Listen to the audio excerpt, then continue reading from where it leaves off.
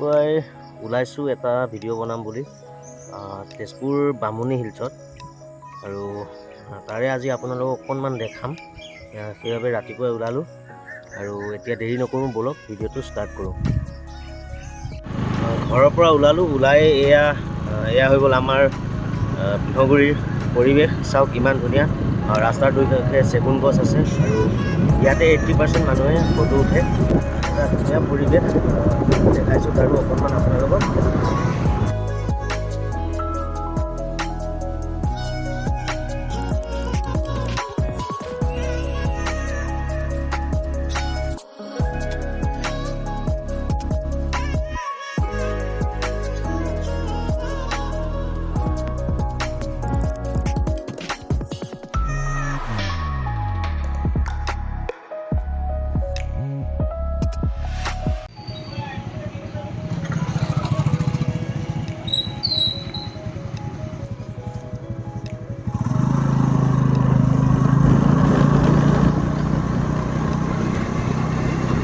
In 200 meters, turn left.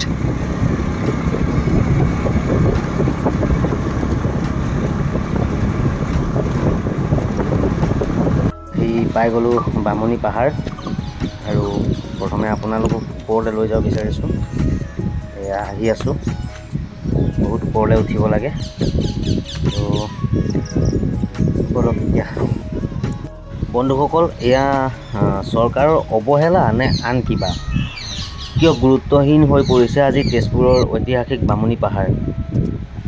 বন্ধুসকল, তেজপুৰৰ বামুণী পাহাৰত বহুত পুৰণি দিনৰ কীৰ্তিস্তম্ভ ভগ্নাৱশেষবোৰ আপোনালোকক মই দেখাম আজি। তো আপোনালোকে মোৰ ভিডিঅ'টো স্কিপ নকৰিব, ভিডিঅ'টো শেষলৈকে চাব বুলি আশা ৰাখিছোঁ।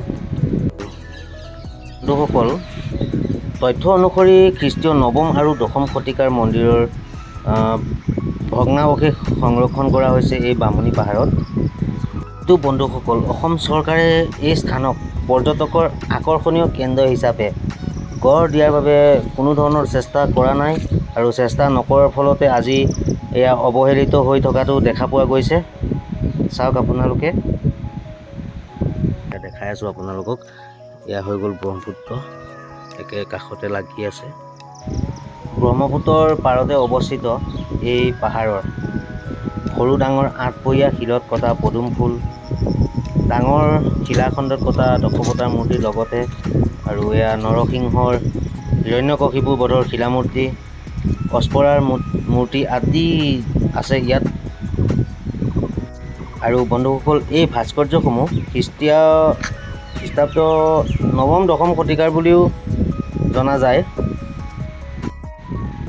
আৰু এয়া দেখিছে ন, এয়া শিলত কটা, যিবিলাক শিলত কটা আছে ন খুঁটা, এয়া সকলো ধৰক কিছুমান দীঘলীয়া আছে।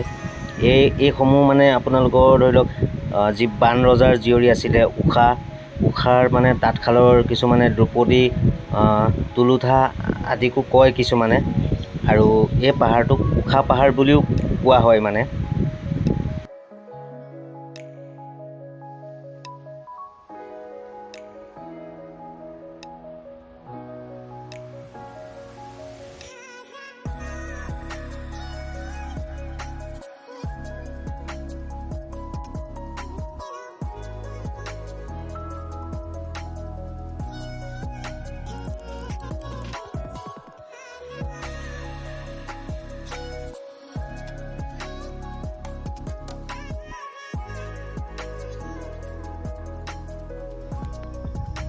মই আহিলোঁ এতিয়া একেবাৰে ওপৰত আৰু চাওক, মই তাতো আপোনালোকক দেখাই আছোঁ। এয়া চাওক, মোৰ পিছফালে দেখিছে নিশ্চয়, আৰু সকলোবোৰ দেখাই আছোঁ আপোনালোকক।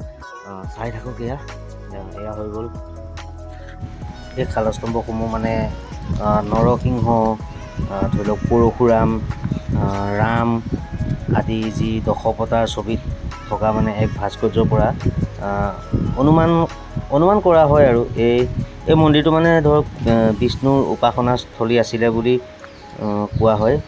আৰু মজিয়া আৰু পদপথৰ অৱশেষত মানে বুজিব পাৰি যে এইটো বিষ্ণুৰ কেন্দ্ৰীয় উপাসনাস্থলী আছিলে। আৰু দ্বীপটোৰ ওপৰত আৰু ধৰক শিৱ মন্দিৰবোৰ চৌপাশে 4টা কোণতে অৱস্থিত আছিলে। আৰু ইয়াৰ পৰা কেইটামান স্তম্ভ আৰু ভাস্কৰ্য ইতিমধ্যে ধৰি লওক আপোনাৰ চিত্ৰলেখা উদ্যানলৈ লৈ যোৱা হৈছে কেইটামান, হয়তো আপোনালোকে চিত্ৰলেখাত গ'লে দেখা পাব। আৰু বহুতো স্তম্ভ আছে, দেখাই আছোঁ সকলোবোৰ দেখাই আছোঁ। মোৰ পিছফালে আৰু আছে, চাওক মই দেখাই আছোঁ যিমানখিনি পাৰিছোঁ। আৰু এই সকলোবোৰ স্তম্ভতেই মানে একোটা কটা চিহ্ন আছে, চাওক এয়া। সকলোবোৰতো দেখাই দিব নোৱাৰোঁ মানে, তথাপিতো যিখিনি পাৰিছোঁ দেখাইছোঁ আপোনালোকক। আৰু এতিয়া মই ওপৰৰ পৰা তললৈ নামি যাম আৰু সেইখিনি দেখাই দিম আপোনালোকক সম্পূৰ্ণ। বন্ধুসকল, যদিহে মোৰ এই ভিডিঅ'টো ভাল লাগিছে, লাইক, কমেণ্ট, শ্বেয়াৰ আৰু ছাবস্ক্ৰাইব কৰি দিব। যোন নতুনকৈ আহিছে মোৰ চেনেলত বা ফেচবুকত, সকলোৱে মোক আগলৈ যাতে উৎসাহ দিয়ে আৰু ভাল ভিডিঅ' বনাই যাবৰ কাৰণে। তো ধন্যবাদ, দিন শুভ হওক।